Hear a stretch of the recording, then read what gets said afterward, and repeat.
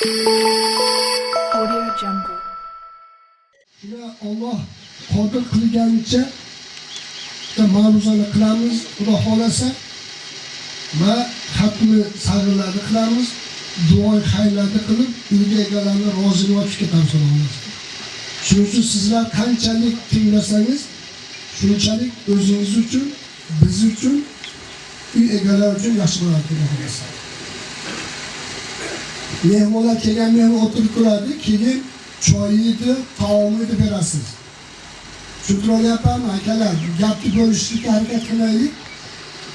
Bir inson katta umidda, bir katta niyatda sunnatga muvofiq sunnat o'qiyotgan, shu sunnatga muvofiq o'tirishni bilaylik, o'tiraylik. A'udhu billahi minash shaytonir rojim. Bismillahirrohmanirrohim. Alhamdulillahi robbil alamin. Mana shu bir necha kun oldin va undan ham oldin savol berishadiki, nima uchun domlalar qayerdaki bo'lsa, masjidda bo'lsin, mana izohimda bo'lsin, mana shundan boshlanadi. Bu nima degani, buni aytmasdan o'qish bo'ladimi yoki shuni aytish shartmi degan savollarni berishdi. Shunga imkon qadar a'lo qo'lida javob qilishga harakat qilamiz. Alhamdulillahi robbil alamin. Allohga hamdlar bo'lsin. Yani Allah'a maqtovlar bo'lsin. Allohga shukrlar bo'lsinki, Rabbul alamin 18.000 olamni yaratuvchi haq va Subhanahu taologa nima ekan endi hamdlarimiz bo'lsin. Sizni va bizni 18.000 olamni yaratgan zotga, ya'ni Alloh Subhanahu taologa biz uni buyukligini, uni pokligini va u yaratganiga shukronalar hamdlarimiz bo'lsin degan ma'noda aytilmayapti. Buni aytmasdan hech bir dunyoviy gap, ya bir shariy gapni aytishligimiz mumkin emas. Allohni eslamasdan turib, u Alloh zotga biz yaratgan, bizga rizq, roz, ne'mat bergan zotga hamd, sano va shukr aytmaslikdan oldin boshqa gap qilishga hech haqqimiz yo'q. Chunki biz ojiz bandamiz. Biz qo'limizdan hech narsa kelmaydigan va Allohning irodasiga muhtojligimiz borligini izhor qilish bo'ladi. Rabb degani ikki ma'noda keladi. Rabbi haqiqiy, Rabbi majoziy. Rabb degani bu tarbiya kunanda. Ya'ni biz va sizni olamni tarbiya qiluvchi zot haq. Rabbi haq, bu Alloh subhanahu taolo. Sizni yaratib qo'ydi va bizni yaratib qo'ydi. Kundi, tundi va hokazo hamma ko'zingizga ko'rgan barcha ne'mat yaratib qo'ygan Rabb bo'ladi. Ikkinchisi Rabbi majoziga keladi. Ya'ni bu Rabbi majozi ota-onamizga. Rizq roz beruvchi Alloh subhanahu taolo bo'lsa, bizni tarbiya qilganlarimiz Alloh taolo bo'lsa, endi sababsiz ham Alloh subhanahu taolo sizga biz uchun yaratdi. Kim ekan? Ota-onamiz. Ota-onamiz sababchi bizga dunyoga keltirishimizga va mana shu soat, mana shu kunga yetkazganiga bizni tarbiya qilib, Alloh tomonidan bergan ne'matni sababini qilib yedirgan, ichirgan, kiyintirgan bu ota-onamiz bo'ladi. Endi qarang, alhamdulillahi robbil alamin. Allohga hamdlar, sanolar bo'lsinki, onsagi olamni yaratgan zotga deyapsiz-da, uning orqasidan ota-onangizga shukrona qilyapsiz. Allohga shukr qilib, hamd aytib, shukr qilib bo'lganimizdan keyin ota-onamizga ham yana shukronalarimizni mana shu yerda izhor qilib ketamiz. Qarang, hamma narsa Allohning irodaligi bilan. Kechqurun yotgan edik, ertadan turdik, mana keldik biz. Agar Haq subhanahu taolo iroda qilmaganda edi, shu Alloh subhanahu taolo qodir qilmaganda edi, balki biz uxlagan joyimizda hatqonda bo'lishi mumkin edi. Balki uxlagan joyimizda oxiratga rehlatgan bo'lgan bo'lishi mumkin edi. Balki biz yotgan joyimizda oyoqga qo'yishmagan bo'lishi mumkin edi. Balki ko'zimiz ko'rmagan bo'lishi mumkin edi. Balki mana shu joyga kela olmasligimiz mumkin edi. Alloh subhanahu taolo qudrati ila, Alloh taoloning inoati ila, Alloh taoloning irodasi ila mana shu joyga biz hozir bo'lib turibmiz. Qodir qildik, keldik. Demak, Allohga hamd aytmaslik, shukr qilmaslik iloji yo'q ekan. Mana bu joyda o'tiribmiz, yiyapsiz, mana yurib keldingiz, o'tirdingiz, ushlayapsiz, eshityapsiz, ko'ryapsiz, ha? Va aqlingiz bilan nimalardir tafakkurda o'ylayapsiz. Bu hammasi Allohning irodasiga. Agar Alloh iroda qila olmasa usha olmasangiz, agar Alloh iroda qilmaganda ko'rmasangiz, agar Alloh iroda qilmaganda eshitmadingiz, agar Alloh iroda qilmaganda yiy olmasangiz, noningizni, choyingizni oldagi ne'matni yeshingizni, uni chaynashingiz ham Allohning irodasi bilan bo'ladi ekan. Agar Alloh iroda qilmasa shu nonni chaynolmaysiz. Nonni chaynalmagan qancha? Taomni chaynalmagan qancha? Uni yutolmagan qancha? Yutishlik ham bitta ne'mat. U ham Allohning nimasi ekan? Irodasi yutasiz ekan.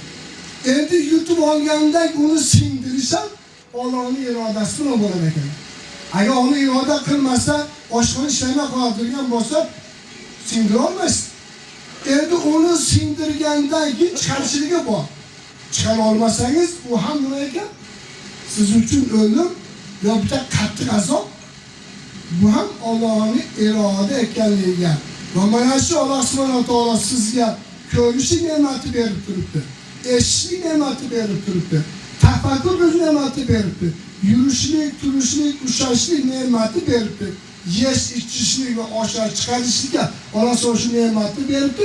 Bunga hammasiga endi hamd aytmasdan iloji yo'q va Allohning oldida biz qarzdormiz. Qanchasi olmayapti, qanchasi icha olmayapti, qanchasi siya olmayapti, qanchasi yura olmayapti, qanchasi ko'kay eshita olmayapti, qanchasi uydan chiqa olmayapti. Va qanchasi bu olamdan o'tib ketdi. Shularga hammasiga bir tafakkur qilib, shunga jam qilib, hamma mana shu Allohning bergan barcha ne'matlarga nima deymiz ekan? Alhamdulillahi robbil alamin. Biz va sizda undagi odam qilib yaratganiga shukr qilaylik. Boshqa maxluqot mavjudotni qatorida bizni qilib qo'yganda edi, mana bunday chiroyli kiyimlarda, chiroyli surati siratda, chiroyli kiyimda, chiroyli noz ne'mat ustida o'tirib, chiroyli pokiza va halol narsaga o'tirgan bo'lmas edik. Alloh subhanahu va taolo bizni odam qilib, inson qilib yaratibdi. Alhamdulillah. Allohim senga behisob yerda shukrlarim bo'lsinki, meni inson qilib odam yaratganiga shu deshimiz kerak. Har kuni 360 ta bo'g'imiz bor ekan, bir kunda 360 marta shunga nima qilishimiz kerak ekan? Hamdlar, shukrlar aytishimiz kerak ekan. Shuni bittasi shu. Odam qilib yaratdi, alhamdulillah. Undan keyin bizni musulmon qilib, musulmonlarning sinfiga qo'shmaga behisob yaratdi. Agar biz musulmon bo'lmaganimizda edi, musulmon sinflar qilib qo'ymaganda edi, mana bunda jamoat bo'lib o'tirmas edi. Mana bunda jamoat bo'lib o'tirmas edik va kattalarimizni hurmat, izzat, ikrom qilishga kirgizmas edik, yoshlarni tashqarida o'tirmas edik. Va bir-birimizni ko'rganda assalomu alaykum, aka yaxshimisiz? Va alaykum assalom, aka yaxshimisiz demas edik. Chunki bu g'ayri dinda siz bilan bizga o'xshagan jamoat, siz bilan bizga o'xshagan hurmat, izzat, ikrom, siz bilan bizga katta kichikni bilishlik, siz bilan bizga o'xshagan ota-onani bilishlik boshqa dinda yo'q. Faqatgina islom dinida, faqatgina musulmonlarga shu narsa bor. Alhamdulillah, mana bizda shu narsa hozir isboti bo'lib turibdi. O'tirishimiz, turishimiz, eshitishimiz, kattalar hurmat qilishligimiz, yemon ichma birinchi kattalar bo'lishligi, undan siz bo'lishligimiz mana shu musulmonchiligimizni eng katta buyuk ko'rsatganimiz hisobga mashhur bo'ladi. Mana shu musulmon qilganligiga behisob shukr qiling. Har kun shukr qilingki, nima ekan? Musulmonga bo'ladi. Musulmon bo'lib ham bu dunyoni baxt saodatini ko'rib yuribmiz. Musulmon bo'lsangiz oxiratimiz bor, sizlar bizda. G'ayri din boshqada oxirat yo'q. Xursand bo'lingki, siz bilan bizda oxiratimiz bor. Alloh subhanahu va taolo bizlarni jannat yaratib qo'yibdi. Alloh subhanahu va taolo ko'zimiz yetmay turgan, aqlimizga sig'may turgan darajadagi narsalar, ko'zga keltirilmagan narsalar oxiratda siz va bizni kutib turibdi. Mana shunga shukr qilaylik, alhamdulillah deyilgan musulmon qilib qo'yganlar.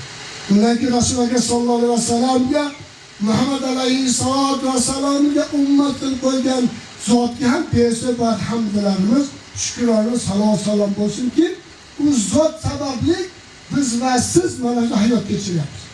Ya'ni payg'ambarimiz Muhammad alayhissalatu vassalamni tufaylilar dunyoga keldik va u zoti sharifning ko'rsatmalariga, o zotning sunnat saniyalariga muvofiq hayot kechiryapmiz. Va u zoti sharif bunday qilsangiz bunday bo'ladi, bunday qilsa bunday bo'ladi va jannatga sababchi bo'lib shuni Rasul sallallohu alayhi vasallam bo'ladi. Jannatning dozasini bizga bildirib qo'ydi.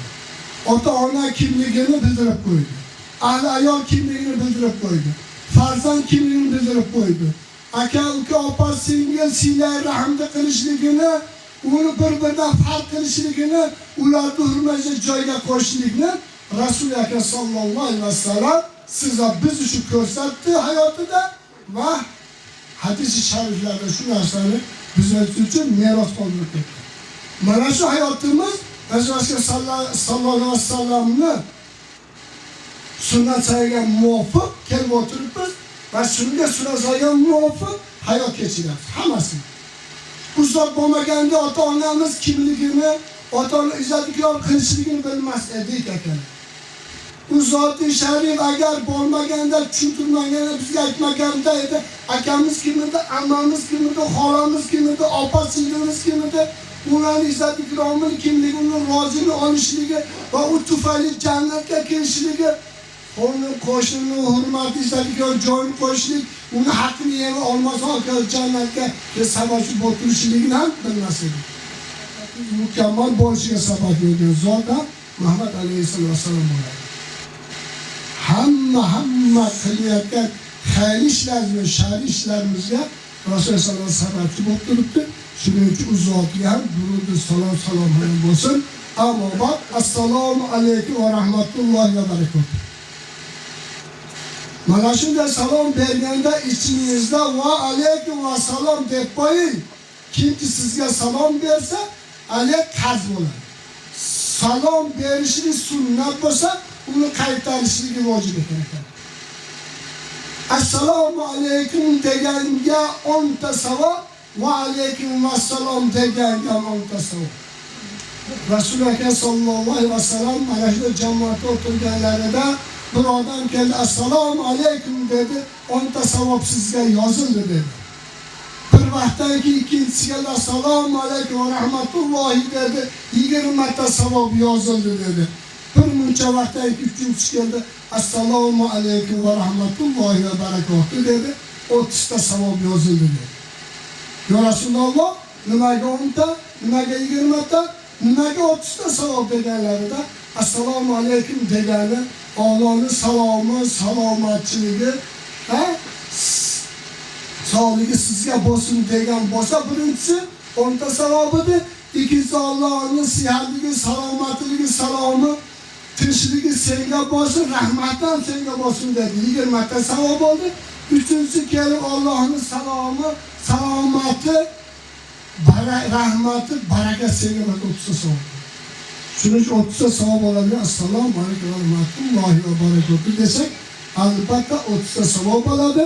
Biz salomimizni yaxshi qilib oladigan bo'lsak, o'rtamizda salomni ziyoda qiladigan bo'lsak, xonadoningiz, yurtimiz barakatli bo'ladi. Shayt ikkita musulmon bir-biri bilan salomlashib, ikki qo'lda ko'rishadigan bo'lsa, shayton yig'laydi dedi. İki qo'lda ko'rishni quchoqlashib ko'rsa, shayton qochadi dedi. Demak, biz bir-birimizga ko'rishib salom bergan shayton yig'lar ekan, agar quchoqga qochar ekan. Nima uchun? Qara musulmonlarni oqibati yaxshi bo'lishligi, ularning ittifoqi ziyoda bo'lishligi, sunnatga va hayot kechirishni ko'rib turib, shayton Allohning yaxshi keladi. Shuning uchun salomni ko'proq o'tirib qo'ying.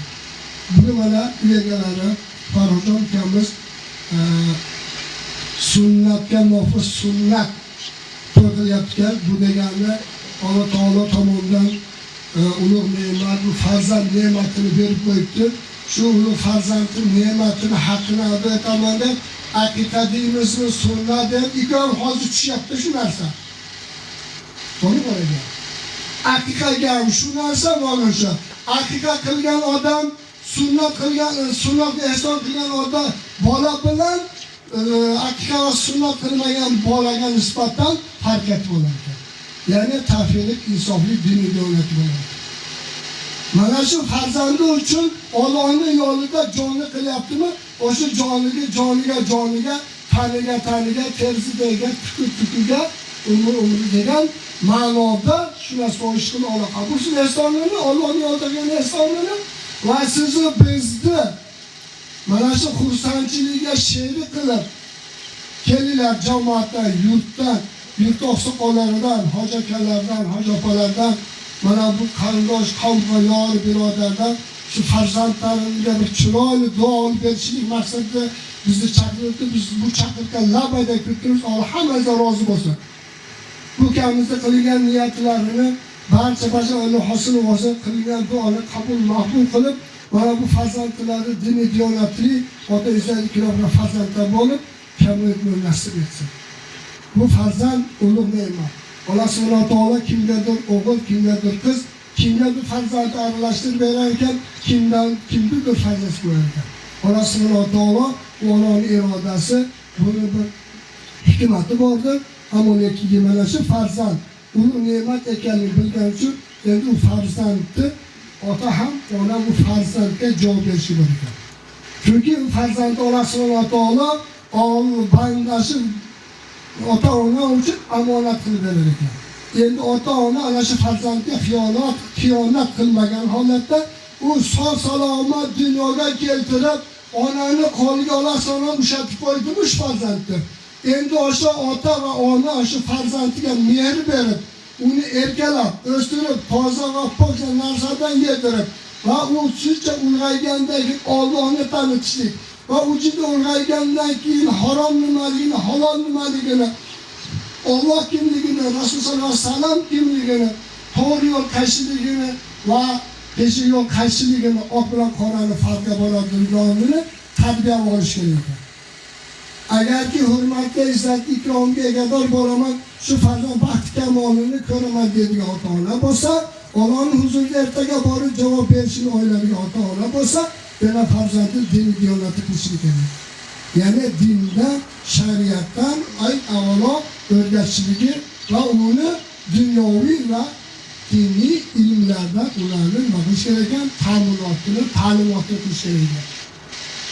Ana shundagina ana shu farzandni itoatli, ibodatli bo'lsa, izzat, ikrom qiladigan bo'lsa, demak u odam bu dunyoning baxtini, oxirat saodatini topib qo'yadi. Bir hadisda keltiriladiki, o'limdan qo'rqmang deydi. Agar namozingiz joyida bo'lsa, ro'zangiz joyida bo'lsa, itoatingiz, ibodatingiz, yurishingiz, turishingiz yaxshi bo'lsa, sizni orqangizda solih farzandingiz bo'lsa, solih farzand bu degani namozxon farzand bo'lsa, ota-ona, onani izzat, ikrom qiladigan farzand bo'lsa, demak o'limdan qo'rqmay o'lib keta olmaydi.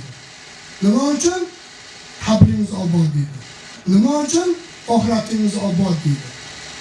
Qabringiz obod bo'lishi uchun, oxirat obod bo'lishligi uchun endi itoat qiling, ibodat qiling. Farzandingizdan xuddi shunday itoatlik, ibodatlik, diniy diyonatlik qilib qo'yingki, oxiratda sizga nafri tegadigan, tabiatganingizda, orqangizda ehson qilib bo'ladigan farzand bo'lishi kerak. Maqsad ham shu. Maqsad juplanishdan, maqsad ko'payishdan, maqsad farzandi dunyoga keldi, farzandi bo'lishdan asosiy maqsad ertaga o'lganimdan keyin orqamdan namoz o'qib qo'yarmikin, orqamdan tilovat qilib qo'yarmikin, qo'lidan ehson qilarmikin degan maqsadda farzand qilyapmiz. Uni sunnatini ko'ray, uni to'yini ko'ray, uni kelin qiz to'yini ko'ray. Bu ikkinchi darajali emas. Birinchi niyat qilish bo'lishi kerak. Shuning uchun eng avvalo farzandni omonat qilib berdi. Demak farzandni biz sog' salomat Allohga yetkazib berishimiz kerak ekan. Buni sog' salomat bo'lishligi, chekmasligi, ichmasligi, narkoshda bo'lmasligi va sog'lommi? Sog'lom topshirish. Kasalmi? Davolashimiz kerak. Og'riqchanmi? Davolashimiz kerak. Nima uchun? Sog'lom berdi, sog'lom berishimiz kerak. Ayolingda xuddi shunday bizga omonat berilgan, omonatda ham sog' salomat qabul qilib oldingizlar, endi sog' salomat Allohga ayollarni topshirishimiz kerak. Shuning uchun farzandga ota-ona javob berishligi mana shu bo'ladi. Ertaga biz bu kun dunyoda o'tganimizdan keyin farzandimiz uchun javob beramiz. Farzandning itoati qani, farzandning ibodati qani, farzandning odobi, axloqi, yurishi, turishi qani deb, uni sog'ligi, salomatligi qani deb hamma taraflama biz farzand uchun javob beramiz. Yana bitta joyi borki, bu farzand ulug' ne'mat deyapmiz-ku, lekin farzand ota uchun yo rahmat yo la'nat. Shu joyni eshitib olaylik akalar. Farzand ota ona uchun yo rahmat yo la'nat. Farzandingiz odobli, axloqli, dini diyonatli bo'lsa, din ishi bo'lsin, masjid ishi bo'lsin, hashar bo'lsin, qabristonga qanaqa bir yaxshi ishni agar chiroyli holatida ado etadigan bo'lsa, otangga rahmat deyiladi. Mana farzandga rahmat mashg'ul bo'ladi. Ko'chadagi assalomu alaykum tog'aja yaxshimiz desa, kim edi bu desa, ya rahmali palonchi odam, ja yaxshi odam emas edi, lekin bolasi yaxshi edi deydi. Bolasi orqali kimdir otasi rahmali uncha yaxshi emas edi-yu, lekin bolasi yaxshi bola chiqdi deydi. O'lgan odamga ham rahmali deb eslanyapti, farzandining yaxshiligi tomonini eslab aytilyapti. Assalomu alaykum desa palonchi o'g'li, otasi yaxshi odamga bolasi otasini tortib deydi. Otangga rahmat. Mana sizga rahmat. La'nati shu bo'ladiki, farzand beadob, axloq bo'ladigan bo'lsa, bir nojo'ya qilsa, bir so'kinsa va haqorat qiladigan bo'lsa, padaringga la'nat deydi. Agar qo'polroq gapirish qiladigan bo'lsa, onasini ham so'raveradi. Shuning uchun eng badbaxt inson o'sha odam deyapti. Ota-onasini la'nat olib beruvchi farzand eng badbaxt farzand shu deyapti. Eng badbaxt bola shuki, ota-onasiga la'nat olib beruvchi, so'zga beruvchi bola shu farzand deyapti. Ota-onamizda nima ayb bor? Ota-onamizda nima aybi borki, biz baxtaniga yetishi kiyintiranga la'nat olib berishimiz kerakmi? Yoki onamizga so'zlab berishimiz kerakmi? Shuning uchun farzand yo rahmat yo la'nat qilmasin. Allohim hamma farzandga rahmat berish, farzandga bo'lmoqni Allohdan so'rab qo'yamiz. Farzand uchun ota-ona bu yo jannat yo do'zax deyiladi. Farzandingiz uchun siz yo jannatsiz yo do'zax.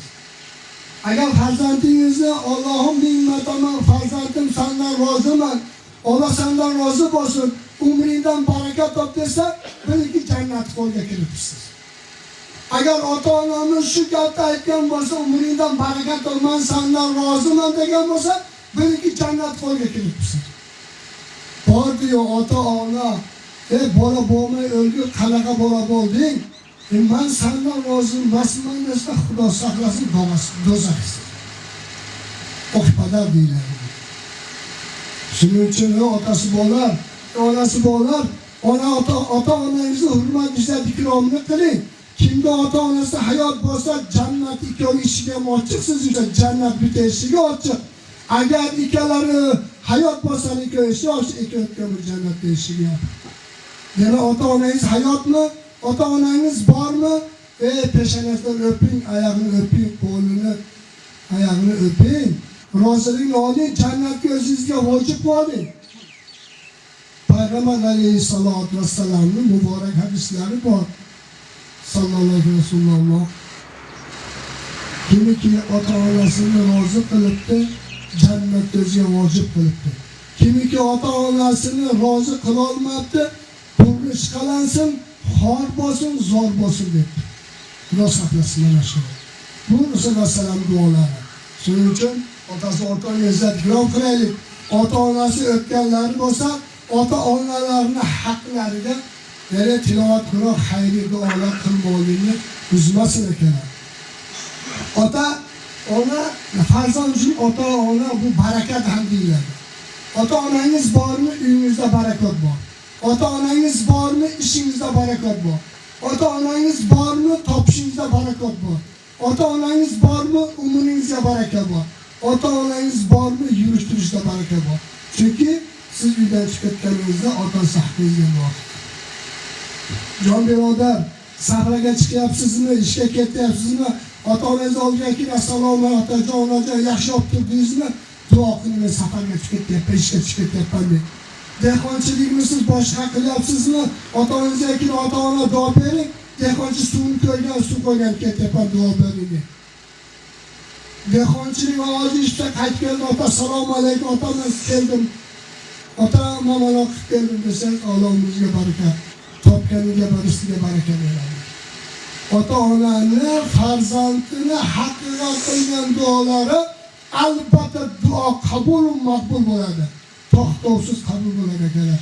Shuning uchun qandoq dunyoviy ishlaringiz bo'lsa-da, ota-onangiz hayot bo'lsa, kelib oldiga duosini oling. Kechpayt kelib, yana duosini oling. Muborak hadisda Rasululloh sollallohu alayhi vasallam aytadilarki, agar ota-onangizga kelib mehr berib, yuziga qarab, ota-ona, onama qanday go'zal edingiz, meni va bolalaringizni deb yuzlaringizga tirishibdi deb juda mehr, muhabbatga qarasa deyapti. Bitta to'liq qabul bo'lgan hajni savobini berib yoziladi. Va bitta to'liq umra haj savobini beradi. Akalar, $1000 sarfda hajga borib kelganlar, sizni ota-onangiz bo'lsa, o'sha to'liq haj umra qo'lingizda turibdi. O'sha baxt qo'lingizda turibdi. O'sha ajr savob qo'lingizda turibdi.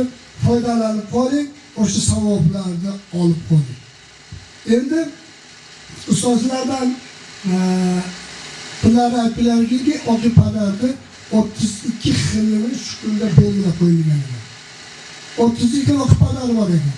Shuni eng pasti ota-ona farzandidan xafa bo'lib, ko'ziga nam kelsa deb farzand oqi padar bo'ladi. Astagfirulloh. Ushatmasa ekan, men rozi emasman. O'g'lidan yo qizidan xafa bo'lib, ko'ziga nam kelib qolsa deyapti, oqpadar bo'ladi, Alloh saqlasin. Xudo saqlasin, akalar, farzand qiz sizniki, sizni davomchingiz, Allohdan berilgan bir ne'mat. Farzand uchun xayrli duoda bo'ling, uni qiladigan ibodati-yu, qilingan xayr ishlar hammasini habata qilib qo'ymaylik. Farzandlarni qizlardan Alloh rozi bo'ladi. Bitta narsani aytmoqchimiz. Musa alayhissalom mana shukr haqida gapiraylik. Musa alayhissalomni davrlarida Musa alayhissalom Alloh subhanahu va taolo bilan gaplashgan payg'ambarlardan biri ekan. Shunda ketayotganlarda bir boy badavlat odam, "Ey Musa, Allohni ketayotgan gaplashib ketayotgan bo'lsang, so'ragin mendan. Mana shunda boyligim o'ta ko'p. Va boyligim kunsan ziyoda bo'lyapti. Bu turishda men Allohni esdan chiqib qo'yaman. Nima qilsamikin boylik to'xtashini sababini aytib so'rab bering degan. Xo'p deb juda yurgandan keyin bitta yalang'och o'tirib qumga o'ranib yotgan ekan qara. Yalang'och. Ey Musa, payg'ambarmisan, payg'ambarga gaplashaman. Qayga Allohga gaplashib ketyapman desalar, Allohga aytgan, bizga o'xshagan onda yetim yesa deymizmi o'zimizcha? Onda yalang'ochdan eslasin, bizga o'xshagan hajitni, kiyimi kecha uy yo'qda eslasin, bizdan bir uy joyli kiyimga qilib qo'ysin Allohing deb aytganlarda, biz Alloh huzuriga boradi. Alloh shunaqa gaplashib bo'lganda, shunaqa ummatlarimdan ikkitasi yo'lga uchrab qoldi. Shunaqa dedi, Allohim maqsad deganda, Alloh subhanahu va taolo shu boyga borib aytding dedi. Alloh aytadi Musa payg'ambarga, "O'sha ummatingga borib aytgin, shukrni to'xtatsin, boylik to'xtaydi" dedi. Shukrni to'xtatsin, boyligi to'xtaydi dedi. U ikkinchisini aytdi, u Allohni bilguvchi, ko'rguvchi, eshituvchi. Ikkisini aytgandilar, "Ona shu yalang'ochga ayting, xabarim bor kelib turibman. Shukr qilsin, shukrni ziyoda qilsin, kimi ham bo'ladi, usti ham bit bo'ladi, qorni ham to'yadi dedi. Shunda keladi edi, haligi yalang'och ko'rdan nima dedi Allohim deganda, Allohim aytdiki, shukrni ziyoda qilgin, usting ham bit bo'ladi, to'ning ham bit bo'ladi, qorning ham to'yadi dedi. Deganda haligi yalang'och banda bu bergan nima Alloh tomonidan bergan nimasiga shukr qilaman dedi. Bir zumda qumda o'ralib o'tirdi. Bir zumda haligi jin shamol kelib qumdan uchib ketdi. Bir yalang'och qoldi. Shuning uchun aziz birodarlar, Alloh bergan ne'matga qancha shukr qilsak, shu ne'matni ziyoda qilar ekan. Qur'on sha'ni azimda Alloh subhanahu va taolo aytadiki, men bergan ne'matga qancha shukr qilsangiz ziyoda qilaman, bordi noshukrlik qiladigan bo'lsangiz azobim qattiq dedi. Shuning uchun sog'ligingiz uchun shukr qilasizmi? Mol dunyongizga shukr qilasizmi? Tinchligingizga shukr qilasizmi? Yurishga shukr qilasizmi? Nimaga yurishga shukr qilsangiz, hammasi Alloh ziyoda qiladi. Bu kunda, shu o'rta shu yurishimizda agar bir shukrdan yaklatmasligimiz kerak. Noshukr qiladigan bo'lsa, bu kunimizga voy bo'ladi. Shuning uchun Alloh tomonidan berilgan barcha ne'matlarga shukr qilaylik. Hammalarimiz yana bir rivoyat aytmoqchiman, qisqa rivoyat. Ikkita aka bor ekan. Niyatga dedik. Mana ukamiz niyat qilib sizlar bizni chaqirib duolaman degan maqsadda niyat qilsa niyat to'g'risida. Hammaning niyati to'g'ri bo'lishligi uchun bitta rivoyat bor.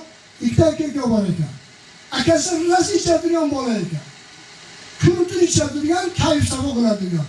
Ukasi faqat ibodat, itoat, namozga borishi, namoz va Qur'onni shug'ullangan bola ekan. Ukasi keladi, akajon bo'ldi endi, qo'ying endi. Yurishing. Bu harom narsa hozircha qarang, yurishingizni qarang, kiyinishingizni qarang, turishingizni qarang, turqiningizni qarang. Qo'ying endi Xudoga qayta itoat ibodat qiling desa, sen shuncha ibodat itoat qilyapsan, nimaga erishdik, nimani ko'rdingmi? Endi men qilsam nima? Sen ham shu yursan, men ham kayfsafoq yuribman dedi. Oradan bir ancha vaqt o'tgandan keyin Alloh subhanahu va taolo hidoyat berib, haligi aka kechqurun o'tirib olib, to'xta. Haqiqatan ham ukamni qara, namoz o'qidi, itoat qiladi, ibodat qiladi. Chiroyli surat siyratda, chiroyli kiygan holatda, pokiza holatda, xonadon ham pokiza holatda yuribdi. Kendi men bugundan hozirdan tavba qilmay Xudo, ichimlikni bu harom hali yashishni tashladim, yurishtirdim, tavba qildim, senga qaytdim. Etta bilan husulni qilaman, to'g'riman, ukam bilan borib birga namoz o'qiyman deb niyat qilyapti. Etta bilan akasi turdi, yuvindi, husul qildi, tahorat qildi, uka tomon yo'l oldi, borib birga namoz o'qiydi. Ukasi kechasi turganda shayton alayhillarni g'olib kelib yo'ldan urdi. Sen dedi, shuncha namoz o'qisan, itoat, ibodat qilsan, boshqa qilyapsan, akam to'g'ri aytadi, nimaga erishdim deyapti. Hech narsaga erishgan, hech narsa o'zgargani yo'q. Lekin akam yesa-da, ichsa-da, kayfi sabo qilsa-da, yurishib turishib mendan yaxshi, menga o'xshab yuribdi. To'xta, bo'ldi, namozni to'xtatdim. Itoat ibodatni to'xtatdim. Ertadan shunday turaman bor akamga borib, aka bo'ldi, keldi. Men namozni to'xtatdim. Aka haligini endi birgalikda iffatchilik qilamiz, birgalikda kayfi sabo qilamiz degan niyat qilib yotdan turdi va shu niyatda yo'lga chiqdi. Aka u yoqdan kelyapti, uka bu tomondan kelyapti. Yo'lda kelayotganda akani joni Hasan Taoloning amri bilan joni o'ldi. Uka bu tomonga kelayotganda bir-biriga yetisha olmay turib, uka jonini berdi, o'ldi. Azob farishtalari keldi, bu bizniki dedi. Rohat farishtalari keldi, bu bizniki dedi akayni. O'lgan jasadini to'lashdi. Shunda Alloh subhanahu taolo to'xtaladi, farishtalar. Bular niyat qilayotgan edi. O'lchang endi ukasi tomonga, yaxshilik tomonga kelayotgan yo'lni o'lchanlarchi, qancha chiqdi, qanchasi qoldi jon berdi. Yo'lda o'lchagan edi, Borik 3 kilometr bo'lsa, yana 2 kilometr o'tib jon beribdi. Demak, yaxshilikni yarimiga ziyoda o'tib qolibdi. Jannat qilinglar. Ukasini talashdi, jonlar, azob farishtalar, rohat farishtalar. Bu bizniki dedi, rohat ajob bizniki dedi. To'xtalar. Buni ham o'lchanglar. Uni ham yurgan yo'lni o'lchashdi. O'lchab qaradiki, yomonlik tomonga 3 dan 2sini urib qo'ygan edi. Niyat buzuq edi, rasvo edi. Alloh subhanahu va taolo nima dedi? Niyati buzuq edi, niyatiga yarasha do'zax qildi. Shuncha itoat, ibodat qildi, habata bo'ldi, do'zaxi bo'lyapti. Shunchalik kayfi safo bo'ldi, jannat bo'lyapti. Nima uchun? Niyatini chiroyli qilgan edi. Niyatini bu buzgan edi ukasi, bu chiroyli niyat qilgan edi. Shuning uchun jonakalar, hammamiz chiroyli niyatda har doim ertamanda turganimizda, kechqurun yotganimizda chiroyli niyatlardan ota-onamni haqqa Qur'on tilovat qilaman, izzatini qilaman, ota-onamning duosini olaman, ko'chaga chiqib yaxshilik qilaman, xayr ishlarni ziyoda qilaman deb niyat qilsa, albatta niyatingizga yarasha shu hosil Alloh subhanahu va taolo beradigan ne'matlarga egadir bo'lsin. Hop shu joyda Noqorakamizga iltimos qilamiz, hadis o'qib bersalarda xayrli qilamiz.